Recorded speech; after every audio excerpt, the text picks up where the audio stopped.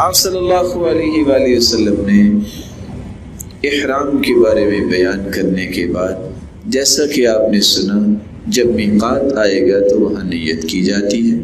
اگر آپ اپنا عمرہ کرنے جا رہے ہیں تو پھر تو آپ کو کہنا چاہیے لبیک اللہم بعمرہ یا اللہم لبیک عمرہ یا لبیک عمرہ، جو بھی آپ کے لیے آسانی ہو آپ یہ الفاظ کہیں. لیکن اگر آپ اپنا عمرہ کر چکے ہیں تو پھر آپ کسی اور کی طرف سے بھی عمرہ کر سکتے ہیں. اگر آپ کسی اور کی طرف سے عمرہ کرنا چاہتے ہیں تو آپ کو ان الفاظ کا اضافہ کرنا ہوگا.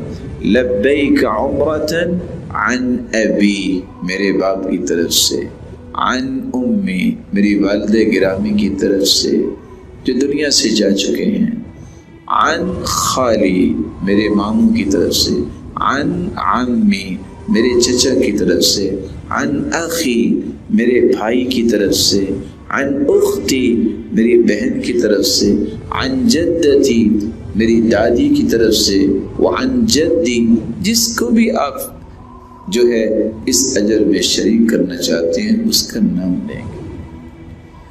رسول اللہ صلی اللہ علیہ وآلہ وسلم نے جب دیکھا تو ایک صحابی کہہ رہے تھے لبیک عن شبرمہ، میں لبیک کہتا ہوں شبرمہ کی طرف سے. آپ نے فرمایا من شبرمہ، شبرمہ کون ہے؟ لبیک تو ہم کہہ رہے ہیں.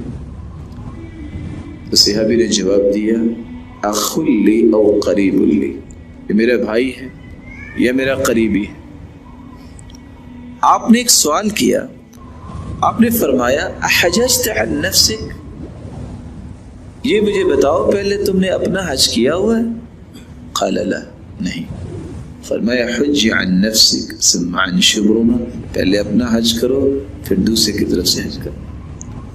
فوت شدگان کی طرف سے آپ جو ہے حج اگر کرتے ہیں تو اجر آپ کو بھی پورا ملتا ہے اور ان کو بھی پورا ملتا ہے.